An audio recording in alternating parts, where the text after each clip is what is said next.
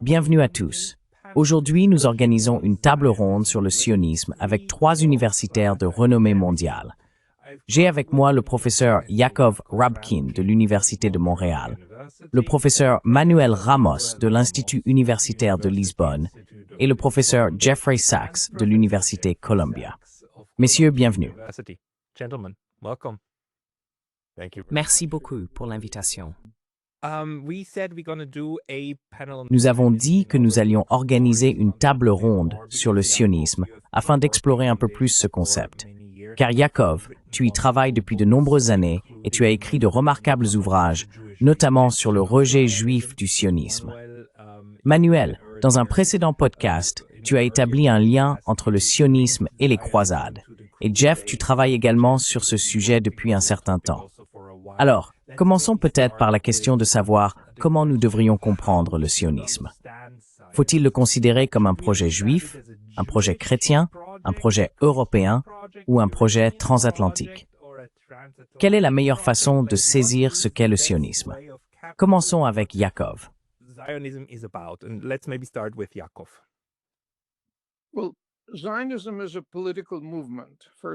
Eh bien, le sionisme est avant tout un mouvement politique. L'idée est de ramener les Juifs en Terre Sainte par des moyens politiques ou militaires. Cette idée est très différente des espérances messianiques que l'on trouve dans le judaïsme et bien sûr aussi dans le christianisme. L'origine de cette idée vient en réalité de théologiens protestants à partir du XVIIe siècle, qui la considéraient comme faisant partie de la rédemption, du second avènement du Christ et de la fin du monde. Pour eux, il était extrêmement important de rassembler les Juifs du monde entier en Terre Sainte afin qu'ils puissent être témoins du second avènement du Christ et qu'ils reconnaissent le Christ comme le Messie, ou périssent s'ils ne le faisaient pas.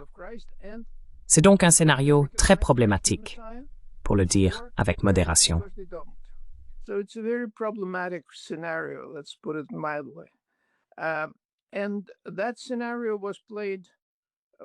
Et ce scénario s'est déroulé au XVIIe siècle, comme je l'ai dit, puis au XVIIIe siècle. Au XIXe siècle, il a été renforcé par les intérêts géopolitiques de la Grande-Bretagne, qui souhaitait avoir un point d'appui en Terre Sainte, non loin du canal de Suez, ce qui était très pratique. Lorsque les Juifs se sont lancés dans ce projet, c'était très tard au XIXe siècle, et il était assez impopulaire parmi les Juifs. Nous pourrons parler plus tard des raisons de cette impopularité. Aujourd'hui, le sionisme est l'idéologie officielle de l'État d'Israël, et de nombreux Israéliens estiment que le sionisme, quelles qu'aient été ses tendances auparavant, a désormais conduit au racisme. Avram Berg, ancien président de la Knesset, Gideon Levy, journaliste à Haaretz, et bien d'autres, affirment qu'aujourd'hui, pour être sioniste, il faut être raciste ou fasciste. Voilà donc l'évolution de ce mouvement.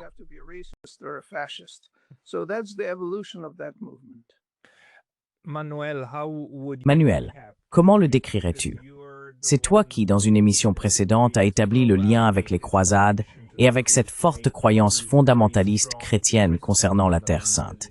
Que penses-tu qu'il soit essentiel de comprendre à propos du sionisme?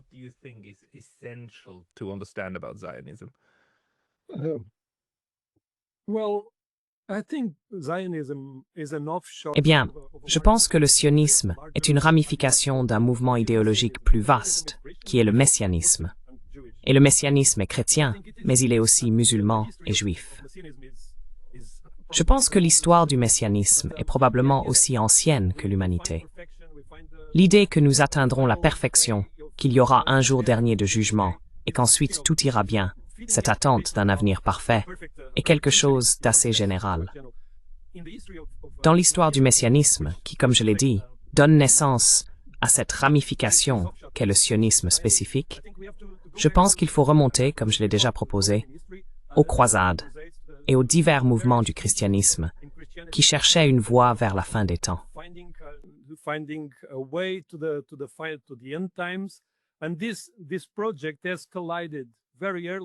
Et ce projet s'est heurté très tôt à l'apocalyptisme musulman, car l'idée du retour du Christ n'est pas seulement chrétienne, mais aussi islamique.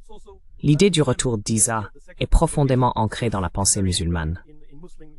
Nous avons donc trois religions abrahamiques qui réfléchissent à la fin des temps et à une culmination finale, ce qui a engendré toutes sortes de variations. Je me suis intéressé, parce que je travaille dans la Corne de l'Afrique, au sionisme africain ainsi qu'au sionisme sud-américain.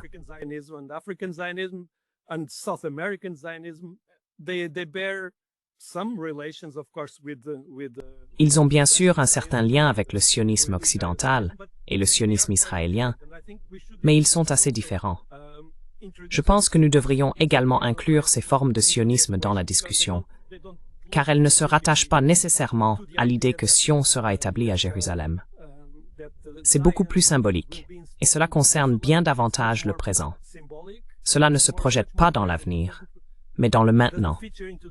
C'est davantage une affaire d'aujourd'hui qu'une affaire d'avenir. Il y a un autre élément que j'aimerais introduire ici. Parfois, nous opposons l'idée occidentale du temps linéaire à l'idée dite orientale, qu'elle soit bouddhiste, hindoue ou taoïste, du temps cyclique.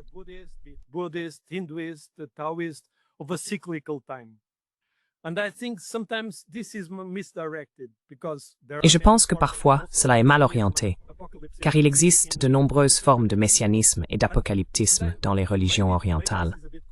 Et peut-être, cela peut sembler un peu fou, mais j'ai tendance à penser que l'instauration du royaume de Dieu après la bataille d'Armageddon, après le jugement dernier, constitue un retour au mouvement initial, à la condition initiale, la condition d'avant le péché originel.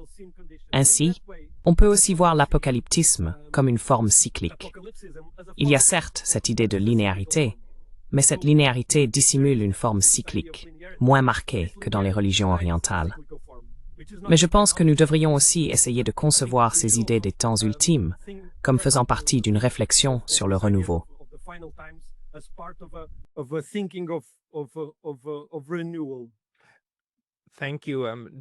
Merci, Jeff. Ce qui est étonnant cependant, c'est qu'en tant que mouvement politique, le sionisme est en grande partie athée. Je veux dire, il n'est pas nécessaire d'être croyant pour être sioniste, n'est-ce pas?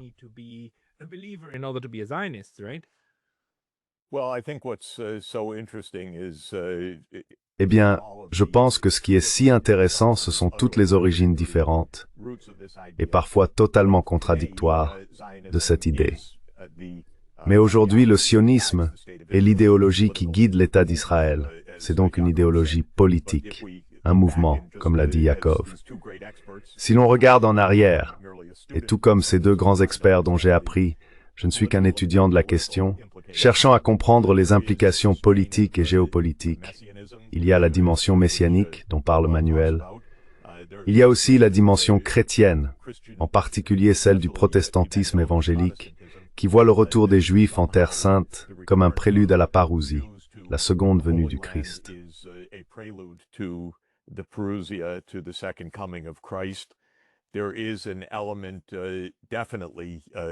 Il existe assurément, encore aujourd'hui, un aspect de cette situation qui relève d'un affrontement entre le christianisme ou le judéo-christianisme, comme on le dit aux États-Unis et au Canada, et l'islam, une lutte pour le contrôle de la Terre Sainte.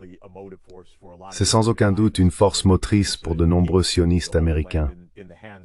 L'idée de maintenir la Terre Sainte entre les mains des chrétiens ou des juifs, mais pas des musulmans. Il s'agit clairement d'une entreprise impériale, au sens littéral du terme, puisque le sionisme moderne a été fondamentalement rendu possible par l'Empire britannique à travers la déclaration Balfour de 1917, qui a placé à l'époque la plus puissante des empires du monde du côté d'une patrie juive.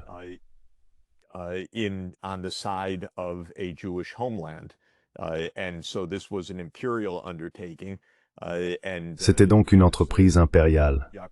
Et comme l'a dit Yaakov, comme c'était typique des Britanniques, il s'agissait d'un projet impérial très cynique, dirigé par un certain nombre d'antisémites intéressés par le contrôle de la mer Rouge, du canal de Suez et bientôt des oléoducs reliant l'Irak à Haïfa, essentiellement pour protéger les joyaux de la couronne de l'Empire britannique.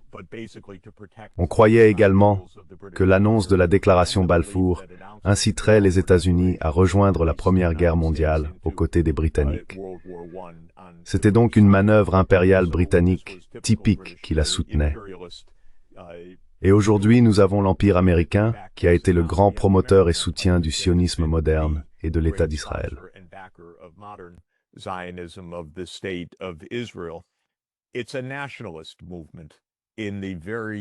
C'est un mouvement nationaliste, enraciné dans la croyance très européenne de la fin du XIXe siècle, selon laquelle chaque peuple a besoin d'un État. Il s'agit d'une idéologie politique européenne grossière qui a engendré d'innombrables souffrances, mais qui repose sur l'idée qu'il n'existe pas de société multiethnique, ni d'empires transnationaux. Chaque peuple devrait avoir son propre État. Les Balkans doivent être balkanisés, chaque lieu devenant un État physique et géographique pour une certaine ethnie, c'est-à-dire un groupe linguistique ou un ethnos. Et c'est dans ce sens qu'il faut comprendre Herzl, le principal fondateur du sionisme juif, qui représente en réalité une forme tardive de sionisme.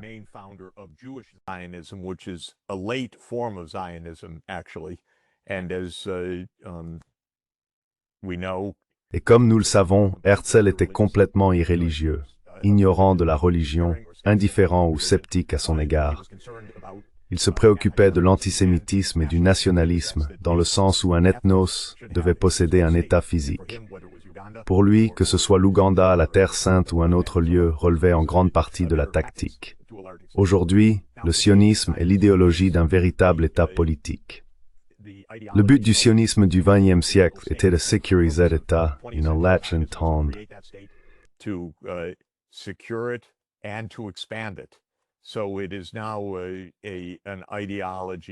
C'est donc désormais une idéologie qui affirme beaucoup de choses, mais dont l'une est qu'Israël est un État du peuple juif et que le judaïsme est une nation, pas nécessairement une religion. C'est un peuple qui a une terre, qui a eu une terre. C'est leur terre, c'est à nouveau leur terre, et ce sera leur terre. Les courants du sionisme en Israël sont assez variés. Ils se rassemblent tous autour d'une idée politique, celle d'une idéologie d'État, ce qui est significatif. Mais pour certains, c'est l'expression, je dirais, d'un nationalisme de la fin du XIXe siècle. L'idée que nous avons un État et que c'est la seule manière d'être en sécurité dans un monde de nations en guerre, les unes avec les autres.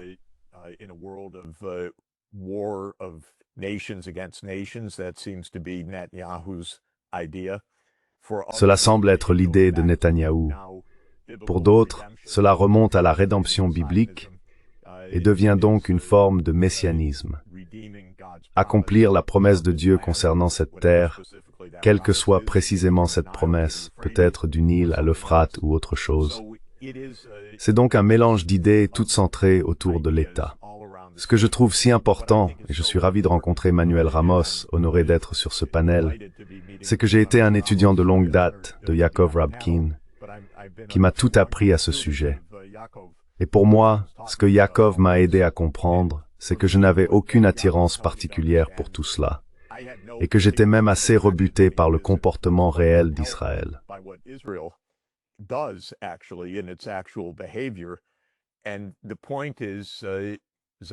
Le fait est que le sionisme n'est pas le judaïsme. Certaines formes de sionisme ont une base religieuse, d'autres n'en ont aucune. C'est une sorte de nationalisme grossier que je déplore généralement. Et de nombreux courants du judaïsme sont en opposition absolue avec le sionisme, et le sont depuis l'émergence du sionisme en tant qu'idéologie politique. C'est, à mon sens, un point très important et éclairant. Le sionisme n'est en aucun cas le judaïsme. C'est historiquement vrai, et ça reste vrai aujourd'hui. Yaakov Emmanuel, n'hésitez pas à réagir librement à ce que disent les autres. Mais peut-être, Yaakov, pourquoi pensez-vous que bien que le sionisme ne soit pas seulement un phénomène juif, il soit aussi chrétien? Et comme l'a dit Manuel, qu'on le retrouve même dans d'autres croyances monothéistes. En même temps, le sionisme est une forme de nationalisme exclusif, comme vous l'avez formulé dans l'une de vos conférences. Il n'est pas intégrateur, comme, par exemple, le citoyen russe peut être de n'importe quelle origine ethnique, ou le citoyen français est le citoyen venu de partout. Pourquoi, une fois qu'il est lié à la terre, devient-il exclusif, alors qu'à l'échelle internationale, il est en réalité multireligieux ou multiethnique? multi-religious actually, or multi-ethnic. Eh bien, je pense qu'il est important de distinguer entre l'idéologie politique et les idées religieuses qui circulent dans les trois religions abrahamiques. Et je pense qu'il est important de faire cette distinction, car les érudits et rabbins juifs et chrétiens qui s'opposent au sionisme acceptent en même temps le messianisme juif. Mais pour eux, ce n'est pas une instruction sur la manière de piloter un F-35. C'est plutôt quelque chose de purement théorique, qui concerne l'amélioration du caractère et de la société. Et c'est ainsi que l'on répare le monde, afin que finalement le Messie vienne. C'est l'une des idées centrales, je pense, dans ces cadres messianiques du judaïsme.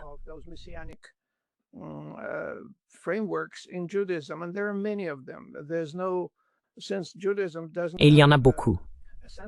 Comme le judaïsme n'a pas de centre, il n'a pas de Vatican pouvant décider de ce qui est vrai ou non, il existe toutes sortes d'opinions différentes sur la fin des temps, sur le Messie et tout cela. Cependant, le sionisme d'aujourd'hui a très peu à voir avec cela. Il s'agit d'un État nucléaire très puissant en Asie occidentale qui, comme Jeffrey l'a très justement dit, s'appuie sur le nationalisme ethnique d'Europe de l'Est et d'Europe centrale. Là où le sionisme est né, vous savez, le sionisme est né dans l'Empire austro-hongrois. Herzl est né à Budapest. Ainsi, l'idée que chaque groupe ethnique ou nation doit avoir son propre État était très répandue là-bas et l'est encore aujourd'hui.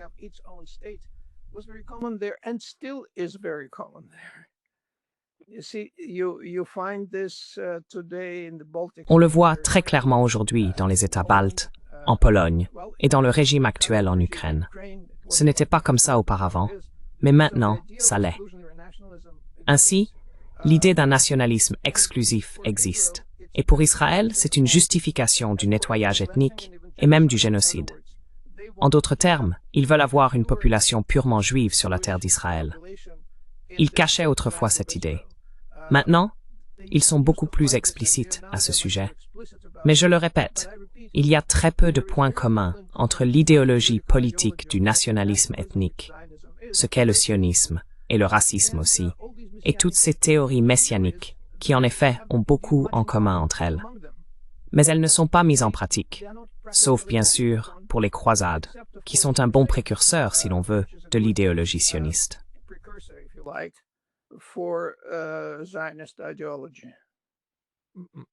Manuel, veux-tu répondre à ce que tu as entendu aujourd'hui?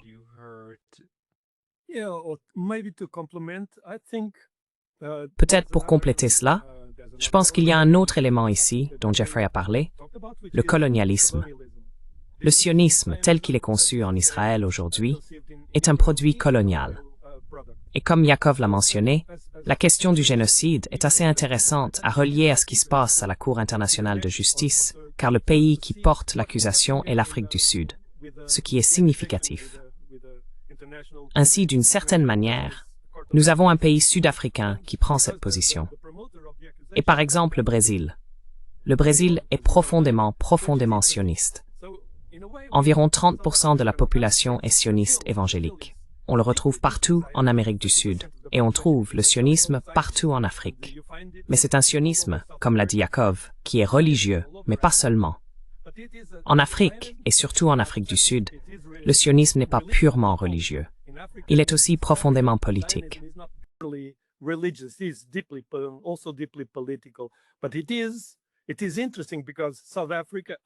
Mais c'est intéressant, car l'Afrique du Sud et de nombreux autres pays africains sont par essence anticoloniaux. Et il est intéressant de constater qu'il existe une sorte de tension entre une position anticoloniale et la position sioniste. Cela a provoqué plusieurs affrontements en Afrique du Sud et dans d'autres pays africains également. Comment peut-on d'un côté penser le sionisme et croire à la venue de Jésus, et de l'autre, composer avec un pays dont l'idéologie est le sionisme, une idéologie d'exclusion et coloniale?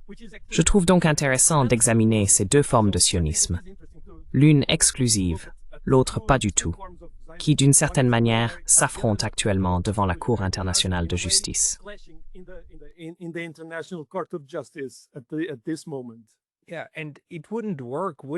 Oui, et ça ne fonctionnerait pas, n'est-ce pas? s'il n'y avait pas tout ce soutien international. Je veux dire, on a vu cette semaine ou il y a quelques jours que les organisateurs du concours Eurovision de la chanson ont décidé d'inclure Israël dans la compétition. Non, aucun autre pays du Moyen-Orient. Aucun. Juste celui-là. Et maintenant, d'autres pays disent qu'ils se retirent. Jeff, je veux dire, sans ce réseau de soutien international, tout cela ne fonctionnerait pas, n'est-ce pas? L'État d'Israël, tel que nous le connaissons aujourd'hui, ne serait pas ce qu'il est sans ce soutien massif de l'Europe et des États-Unis. Comment comprends-tu cet aspect international de ce qu'est Israël et de ce qu'est le sionisme?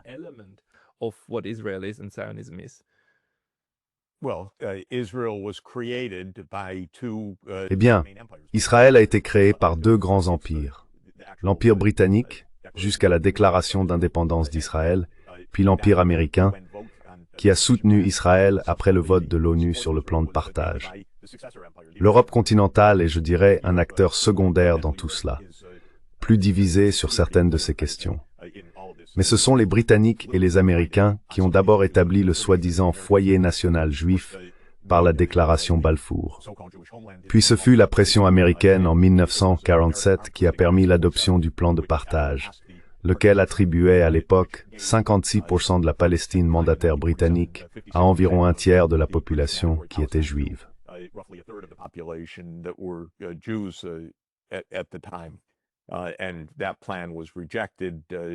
Ce plan a été rejeté par le monde arabe et Israël a unilatéralement déclaré son indépendance. Les États-Unis ont soutenu cette déclaration d'indépendance. Depuis lors, les États-Unis ont essentiellement été non seulement le protecteur d'Israël, mais ils sont également entrés en guerre à plusieurs reprises au nom d'Israël.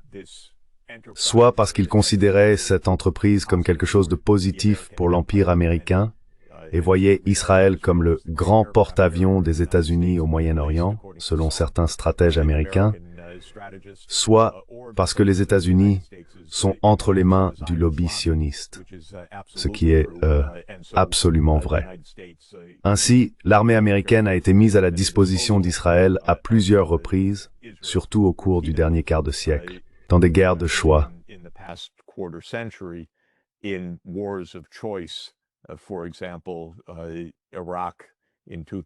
Par exemple, l'Irak en 2003, qui a été encouragé par le lobby sioniste et par Netanyahou, ou le renversement d'Assad, qui a constitué une guerre de 14 ans, une opération confiée à la CIA sous Obama en 2012, pour mener à bien ce renversement, également à la demande d'Israël.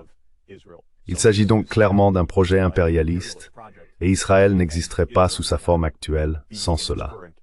Il n'existerait pas sans le soutien impérialiste des Britanniques et des Américains. Mais je veux revenir sur un autre point, sur lequel j'aimerais avoir les réactions de Manuel et de Yaakov. Il me semble que la dynamique sous-jacente, de Herzl à Ben Gourion, à la déclaration de l'État d'Israël, à la guerre des 6 jours, à l'occupation et à l'idéologie du Grand Israël, dit « Nous contrôlerons 100% de la Palestine mandataire et plus encore, car nous irons en Syrie, nous irons au Liban, nous irons là où nous voulons aller. »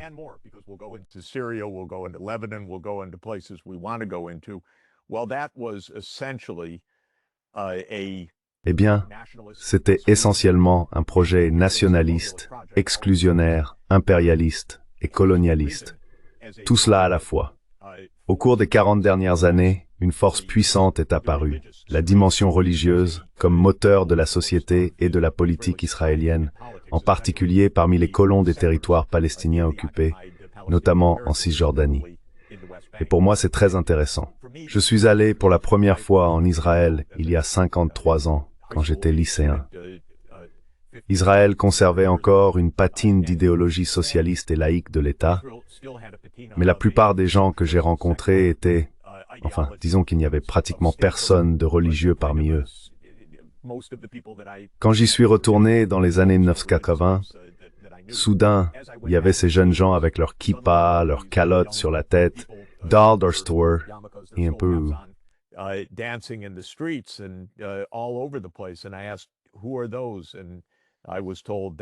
Et j'ai demandé, Qui sont-ils? Et on m'a répondu que c'était quelque chose appelé Gush Emunim. C'était de jeunes zélotes, des zélotes religieux, je dirais, qui adoptaient une forme de sionisme religieux qui, selon moi, n'était pas vraiment répandu à l'époque, entre les années 1940 et 1960. Ce mouvement a pris vie sous de nombreuses influences. La politique d'occupation, l'arrogance et l'hubris liées à l'occupation des terres palestiniennes, mais aussi les enseignements religieux du Rav Kook, qui fut l'un des premiers grands rabbins d'Israël, et plus tard d'un rabbin américain très vulgaire et violent, Meir Kahane, qui a enflammé la jeunesse avec une forme religieuse de sionisme, la transformant en une culture rédemptrice, mais la rendant d'autant plus exclusive et en réalité d'autant plus génocidaire.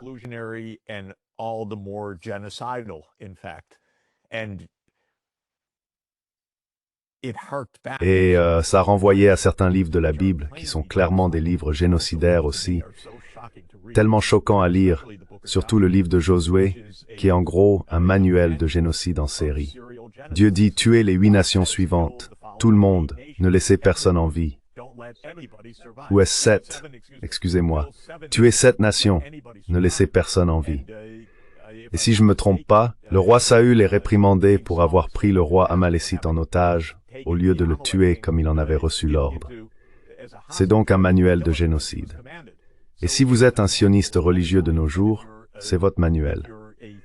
Mais encore une fois, je ne suis qu'un amateur en la matière. J'aimerais entendre les experts.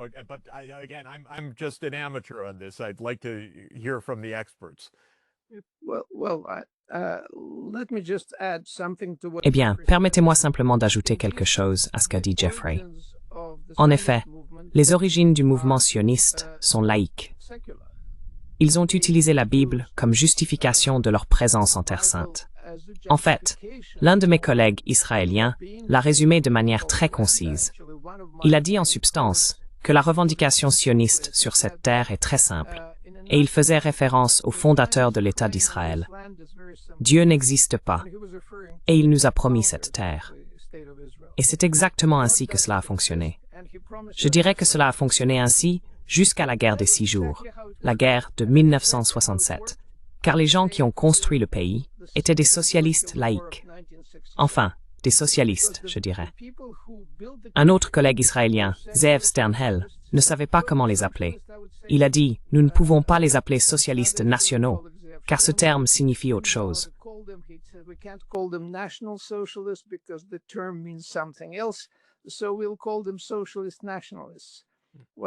Alors, appelons-les des nationalistes socialistes. Eh bien, l'idée est la même. On construit une société socialiste pour son propre peuple, pas pour les autres qui font partie du corps politique. Et cela a existé, et ils étaient tout aussi zélés que le Gush Emunim, auquel Jeff faisait référence. Mais c'étaient des zélotes laïques. Il n'est pas nécessaire d'être religieux pour cela. Ce qui a changé en 1967, c'est l'immense jubilation parmi de nombreux Juifs à l'idée que la Terre Sainte était entre leurs mains, le mur occidental, le temple, Hébron et tous ces lieux.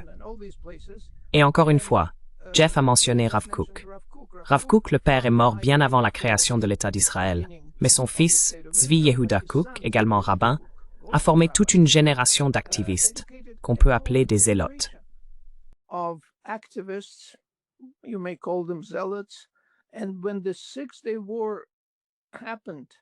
Et lorsque la guerre des 6 jours a eu lieu, beaucoup de ces personnes issues précisément de ces établissements d'enseignement sont devenues des colons dévoués.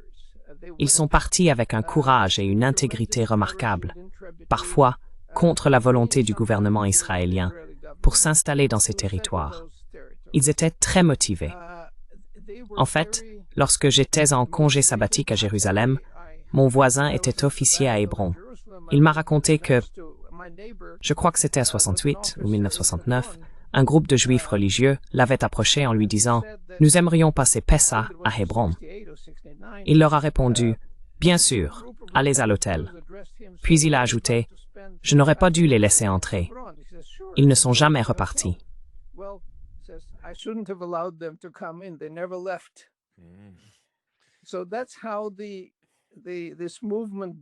C'est ainsi que ce mouvement a commencé.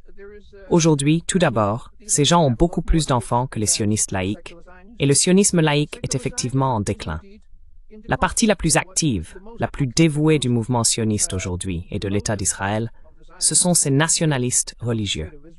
Alors, quelle est leur théorie? Quelle est leur idéologie? Ils l'appellent Dati Leumi, le judaïsme national. Le judaïsme national est essentiellement une idéologie sioniste pour des personnes qui observent les commandements rituels. Je pense que c'est une bonne définition, car ces gens respectent le Shabbat, mangent kasher et tout cela. Et par-dessus tout, ils ont une idéologie sioniste qui est en réalité indiscernable de celle des fondateurs, car eux aussi ont occupé des territoires et ont agi, peut-être sans s'en rendre compte, selon une logique coloniale.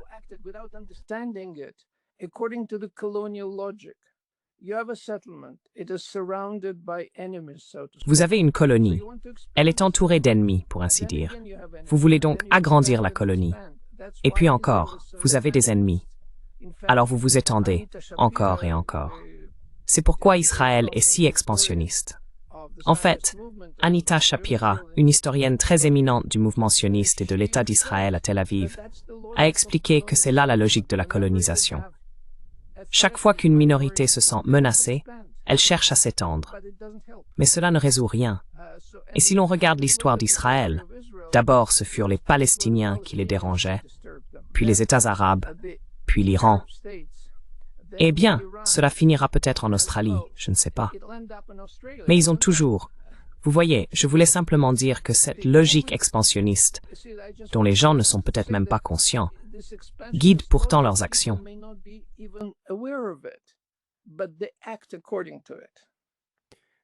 Manuel, voyez-vous ces caractéristiques dans votre travail anthropologique également? Et lorsque vous examinez le sionisme en Afrique, n'hésitez pas à répondre. D'accord.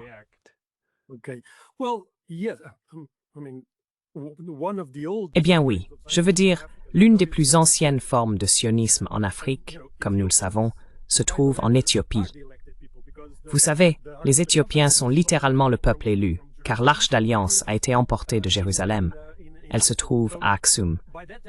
Ainsi, par cet acte, le peuple élu n'est plus le peuple juif, mais les Éthiopiens, si l'on prend le Kebra Nagast au pied de la lettre. Il existe donc un élément de sionisme nationaliste en Éthiopie, mais cela a également inspiré des mouvements comme le mouvement Rastafari, qui, comme nous le savons, n'est pas du tout nationaliste et est par nature anticolonialiste.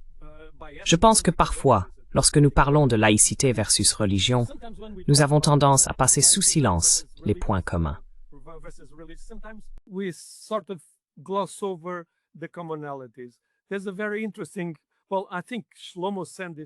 C'est très intéressant. Enfin, je crois que c'est Shlomo qui a envoyé cette histoire. Et selon lui, lorsque les Ashkénazes sont arrivés en Europe occidentale à la fin du XIXe siècle, ils se sont dissimulés. C'est son interprétation. Elle est intéressante. Ils se sont présentés comme laïcs et ont abandonné leur vision religieuse traditionnelle, car c'était le moyen de s'intégrer en Europe occidentale. Et donc, en conséquence, c'est le résultat de cette dissimulation. Je pense, eh bien, il y a cet anthropologue belge très intéressant, Luc de Huche, qui a beaucoup travaillé sur les religions africaines et sur l'idée de la sacralité du pouvoir.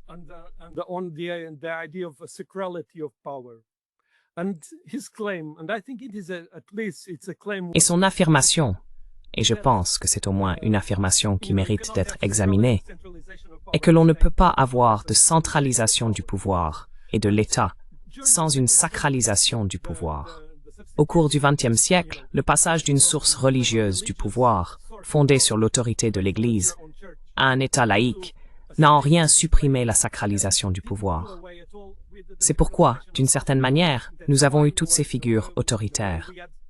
Des dictateurs qui ont été sacralisés, Mussolini, Staline, Hitler, ce sont des figures religieuses, des figures sacrées, car c'est là le principe de la sacralisation du pouvoir dans un État.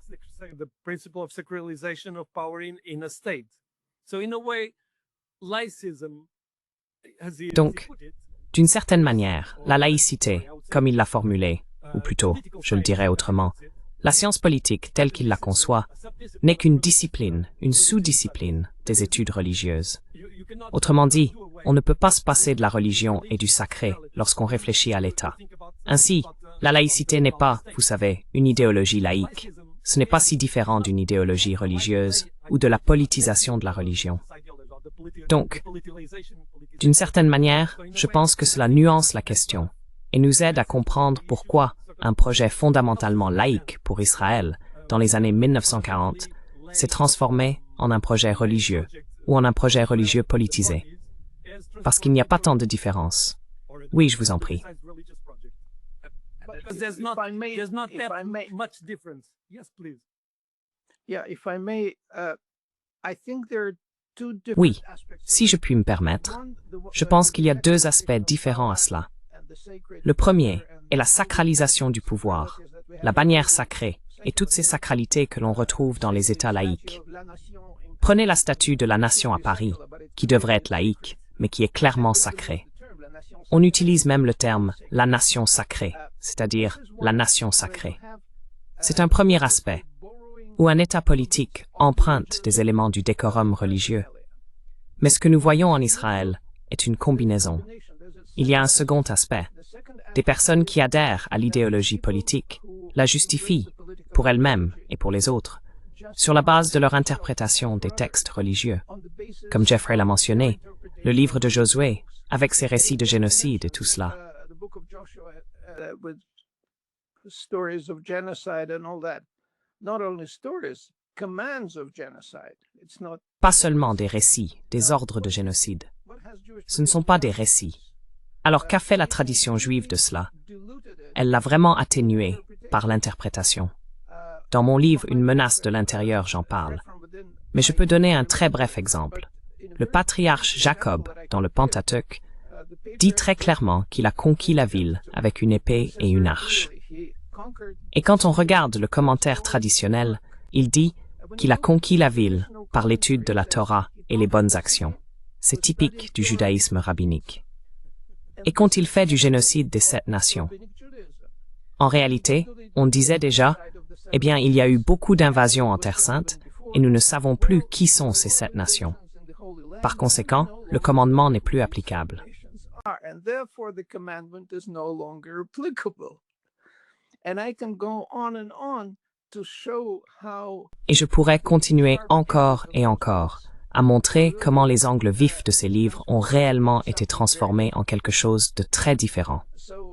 Ainsi, dans le judaïsme rabbinique, et par là j'entends le judaïsme après la destruction du temple au 1er siècle de notre ère, le judaïsme rabbinique a toujours insisté sur l'inapplicabilité de la force militaire pour accéder à la Terre Sainte. Et en général, chaque fois qu'il y avait une image militaire, elle était habituellement négative.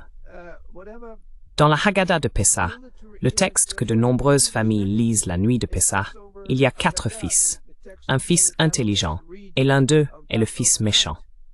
Si l'on regarde les éditions américaines des Haggadot des années 1920 et 1930, le fils méchant est souvent représenté en uniforme militaire, car on associait alors le mal à la violence.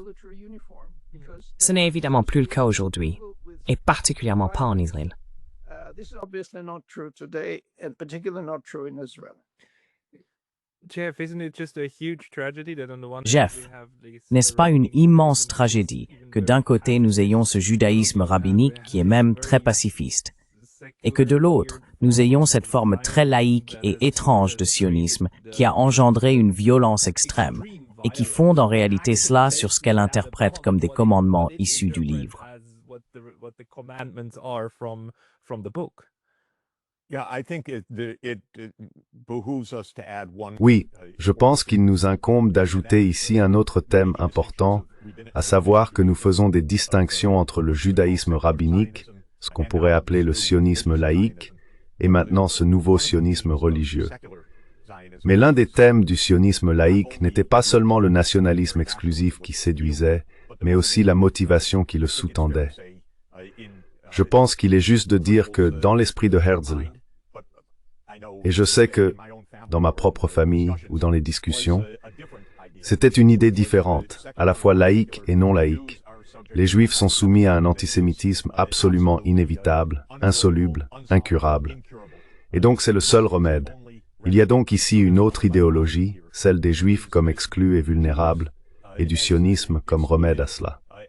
Vulnerable, and Zionism as the cure for that.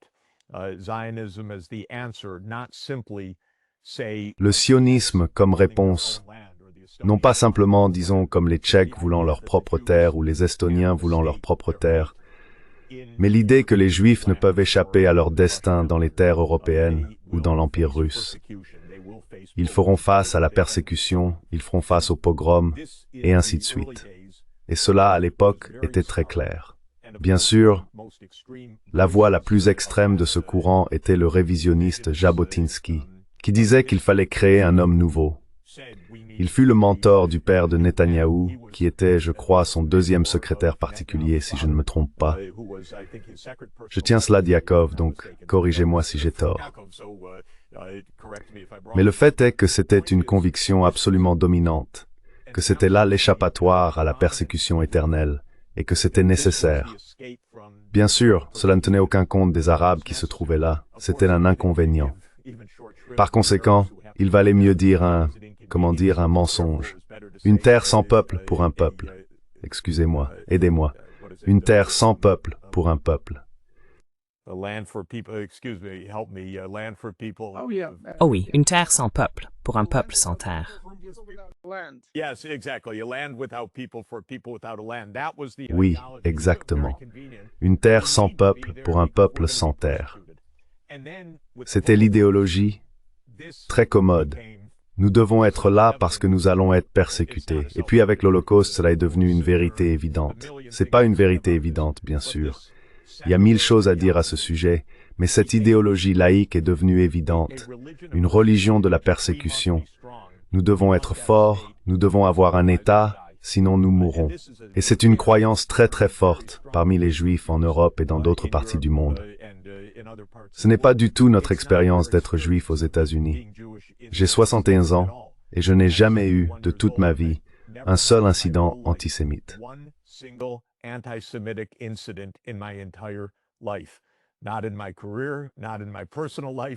Ni dans ma carrière, ni dans ma vie personnelle, ni dans la rue, ni dans un magasin, nulle part.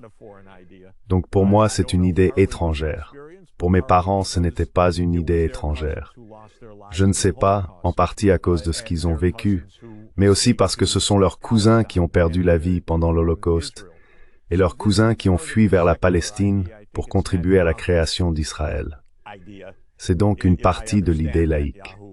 Je pense que c'est l'idée de Netanyahou, si je comprends Netanyahou que je considère comme un criminel de guerre, abject et mentalement dérangé. Mais cela mis à part, je pense que son idée est que cela sauve le peuple juif de ce qui serait autrement son destin. Je voulais simplement ajouter cela à la liste. Cela semble étrange, mais c'est le paradoxe, que cela se transforme en un État génocidaire. C'est le retournement le plus étrange. Et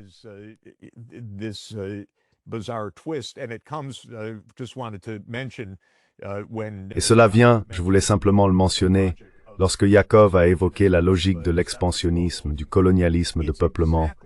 C'est exactement la conviction politique explicite de Netanyahou, son argument dans ses écrits, ses livres, et dans le document intitulé Clean Break, rédigé avec ses conseillers politiques en 1996.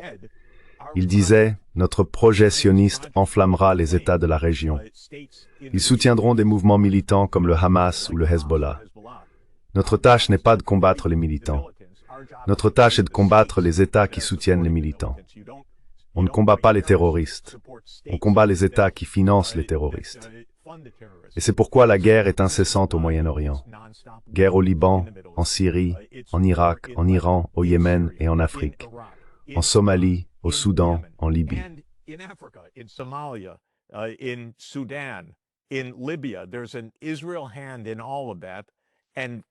Il y a une main israélienne derrière tout cela. Et de plus, c'est le lobby sioniste qui dit aux États-Unis « Allez vous battre dans tous ces endroits, envoyez votre CIA là-bas, renversez ces gouvernements, bombardez-les, bombardez Kadhafi jusqu'à l'anéantissement, renversez Assad, bombardez Saddam Hussein, c'est le nouveau Hitler. » C'est une instruction du lobby sioniste.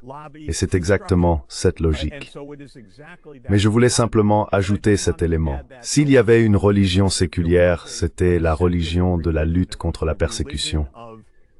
C'était cette mentalité et une force motrice très très puissante. Mais ce n'est pas la force motrice de Ben Gvir et Smotrich et du sionisme religieux actuel qui relève d'un messianisme rédempteur. Ce sont donc de nombreuses tendances qui se sont réunies dans tout cela, mais ce n'est certainement pas le judaïsme rabbinique.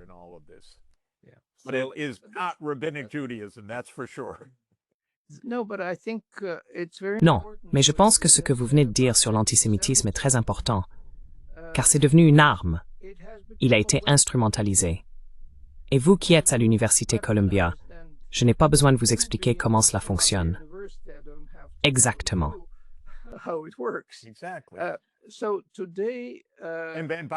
Alors aujourd'hui, et d'ailleurs Yaakov, je ne veux pas t'interrompre, mais juste dire, mon université est accusée d'antisémitisme.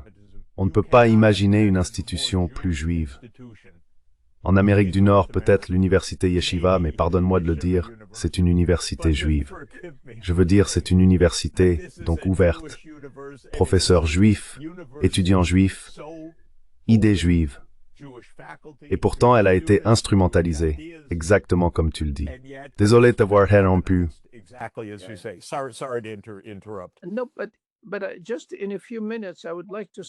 Non, mais en quelques minutes seulement, j'aimerais dire que l'antisémitisme, qui est un sentiment d'insécurité que beaucoup de Juifs ont ressenti et ressentent encore, et cela est aussi inculqué dans certaines écoles sionistes, où l'on enseigne que le seul endroit sûr pour un Juif est son propre pays, c'est-à-dire Israël.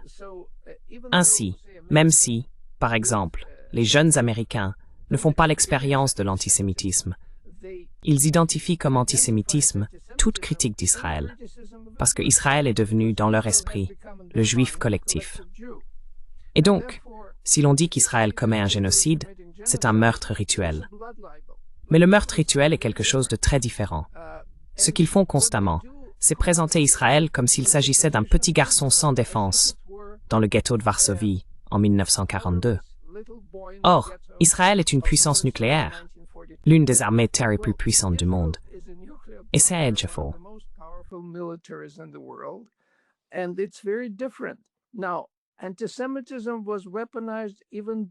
L'antisémitisme a été instrumentalisé bien avant la période actuelle, lorsque toute critique est étouffée par l'accusation d'antisémitisme. Là où il n'existait pas, il a fallu le cultiver. Ainsi, les sionistes ont cultivé l'antisémitisme. Et cela a certainement été le cas dans de nombreux pays musulmans, où les Juifs vivaient depuis des millénaires. Des agents sionistes y ont été envoyés pour provoquer des violences contre les Juifs, afin de les effrayer, et les émissaires sionistes les emmenaient ensuite en Israël. Ainsi, l'antisémitisme a été au cœur du projet sioniste, et Theodor Herzl en était parfaitement conscient. Dans son journal, il a écrit que « les antisémites seront nos meilleurs amis et alliés », et il avait tout à fait raison. Nous arrivons à la fin et il faut conclure. Mais Manuel, s'il te plaît, donne-nous ton point de vue, puis Jeff, tu auras le mot de la fin.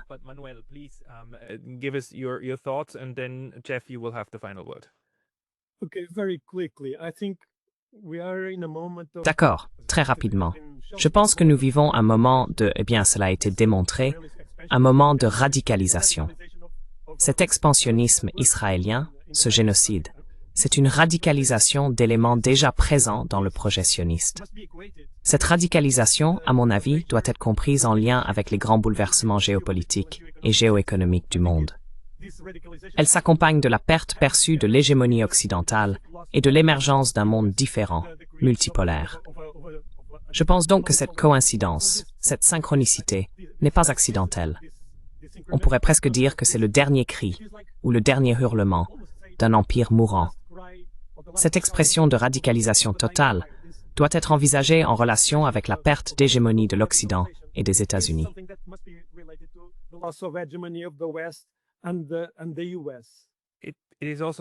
Cela rejoint aussi l'endroit où nous en sommes arrivés. Je veux dire, si la croyance est qu'il faut soit subir un génocide, soit en commettre un, alors la logique devient, eh bien oui, dans ce cas, c'est nous qui faisons le génocide. parce que bien sûr, pas l'inverse. Not the other way around. But Mais le rétrécissement d'un empire est toujours douloureux. Et il s'agit ici d'une chaîne consacrée aux études sur la neutralité, aux études sur la paix. Je pense qu'il est important de voir que nous vivons un moment particulièrement critique, car nous sommes à une époque où un empire en déclin a tendance à faire des choses insensées, et ses vassaux aussi. Et je vis dans un sous-continent, ou plutôt un continent, qui est l'Europe.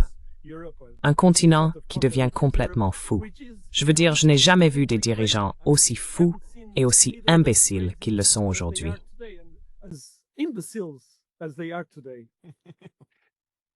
Jeff, the final word goes to you. Oh my God. Jeff, le mot de la fin te revient. Oh mon Dieu. Je pense que Manuel nous a donné le mot de la fin, sauf pour dire que le seul éclat d'espoir réside dans les nombreuses déclarations de la grande majorité de l'humanité, exprimées par leur gouvernement à l'ONU au cours de l'année écoulée, affirmant qu'Israël doit revenir à ses frontières du 4 juin 1967, mettre fin au génocide et vivre en paix avec l'État de Palestine.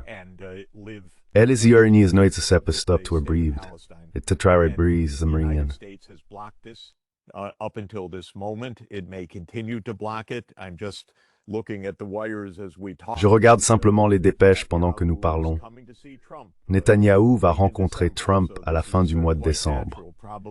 C'est donc assez naturel. Cela mènera probablement à de nouvelles ovations debout parmi la classe politique américaine, qui est entre les mains du lobby sioniste. Mais une lueur d'espoir réside dans le fait que la plupart du monde est consterné par ce qui s'est passé, par ce qu'Israël a fait ces dernières années. Les dynamiques internes, comme nous en avons discuté, ne sont pas bonnes. Les dynamiques américaines ne le sont pas non plus. Mais ce n'est pas comme si le monde était aveugle à ces réalités. Et si cette opinion mondiale écrasante pouvait être mise à contribution, nous pourrions encore voir une meilleure issue à tout cela. There must If be a I way may out. just, Pascal, if I may just say that what Jeffrey Pascal, si je puis me permettre, ce à quoi Jeff et Manuel ont fait référence peut se résumer par une certaine expression, déficit démocratique. Le déficit démocratique signifie que la majorité des jeunes Américains, la majorité des Européens et la majorité de l'humanité, comme l'a dit Jeff, condamnent Israël et ne justifient pas ce qu'il fait.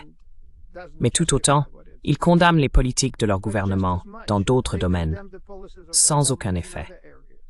Ce qui est très clair aujourd'hui, comme l'a souligné Manuel, c'est que les dirigeants européens n'ont pas grand-chose dont ils puissent être fiers. Leur cote de popularité est très basse. Même Merz, qui est arrivé assez récemment, a désormais touché le fond, tout comme Starmer et Macron.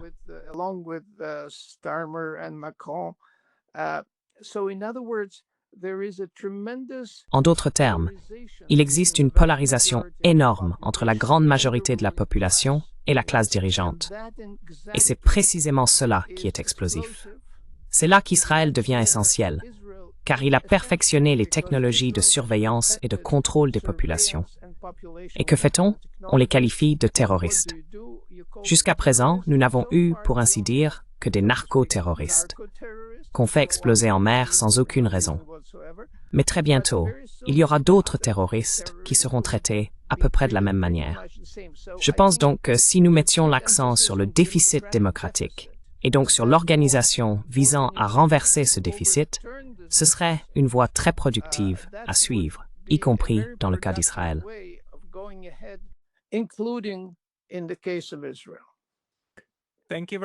Merci beaucoup.